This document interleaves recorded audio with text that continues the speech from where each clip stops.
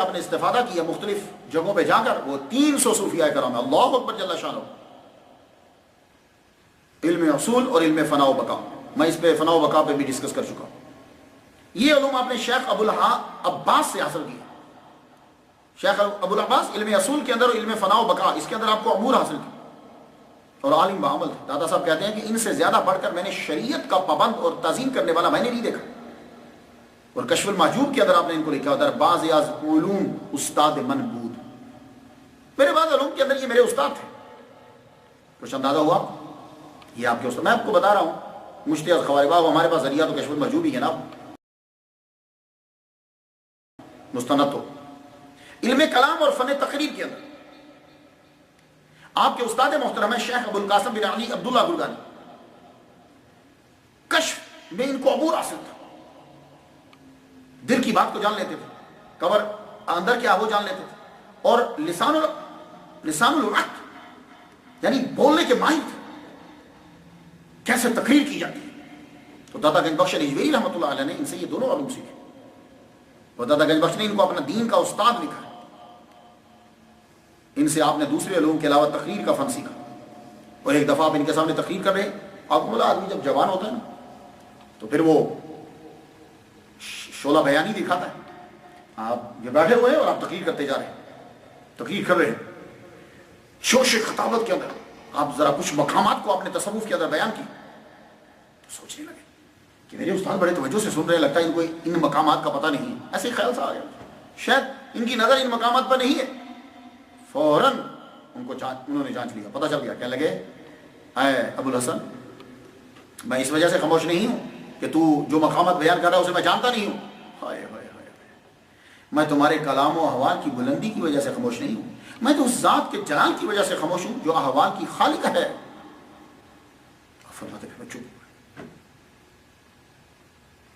اب میں جو بات بیان کرنے لگا ہوں اس سے آپ کو پتہ چل جائے گا کہ دادا گنج بخش علی اجویری رحمۃ اللہ علیہ کا خاندان اور آپ کا مرتبہ کتنا ہے.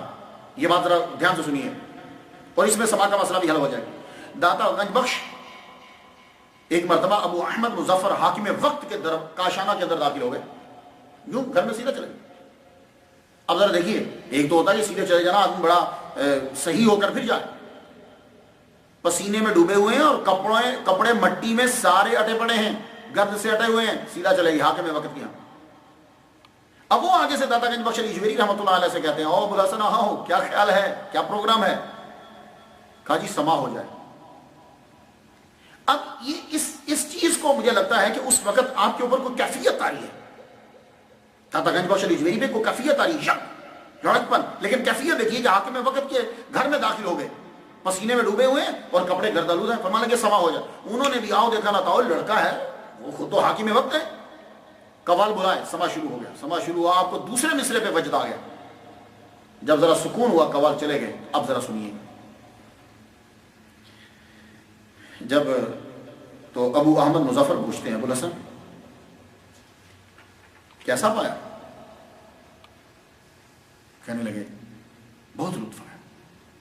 کہنے لگے ابو الحسن سن، جب مشاہدہ ہو جاتا ہے نا تو سما کی خواہش ختم ہو جاتی، پھر کوے کی کائیں کائیں اور سما قوال کی جو کلام برابر ہو جاتا ہے.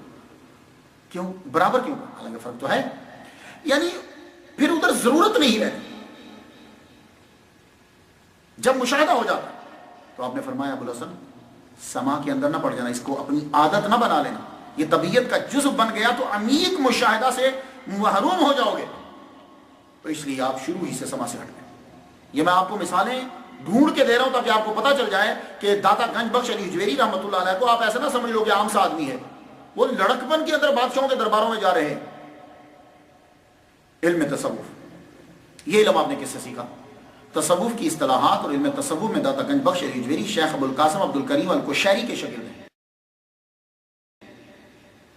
آپ نے رسالہ کشیریہ پڑھا ہے؟ یہ جن کتابوں کے میں نام لیتا ہوں نا یہ آپ ضرور پڑھا کریں. مجھے بڑی خوشی ہوتی ہے، یقین جانیے، جب کوئی آدمی، ابھی مجھے آج راجستھان سے انڈیا سے ایک ای میل تھا.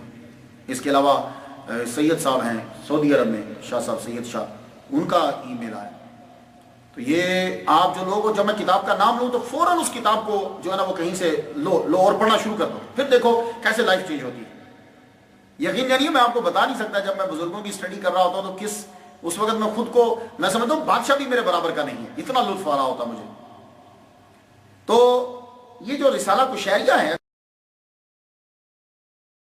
اگر آپ اس کو پڑھیں تو رسالہ کشیریہ کو پڑھنے کے بعد پھر اگر آپ کشف المحجوب کو پڑھیں تو آپ کو معلوم ہو جائے گا کہ واقعی استاد کے رنگ میں شاگرد پورا رنگا گیا ہے. بات کو سمجھ میں آ گیا آپ؟ تو جب آپ نے ان سے علم سیکھا تو امام کشیری کی عمر اس وقت 40 سال تھی، 40 سے اوپر تھی.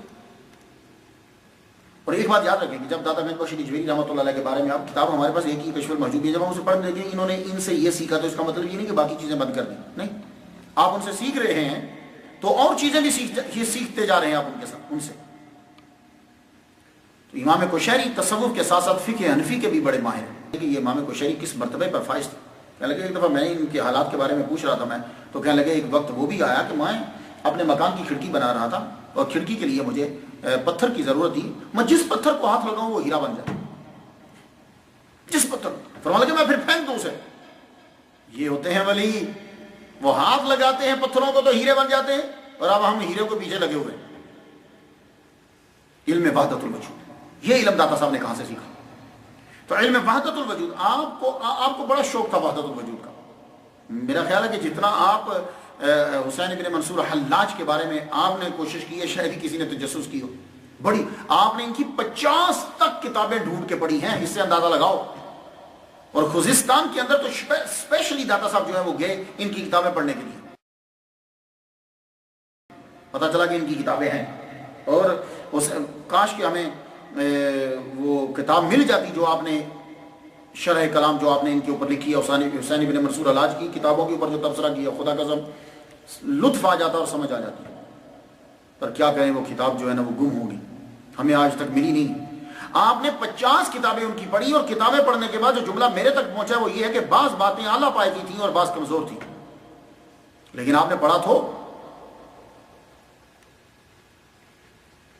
آپ نے فقہ حنفی کیوں اختیار کی؟ داتا گنج بخش نجویری رحمہ اللہ حنفی ہیں،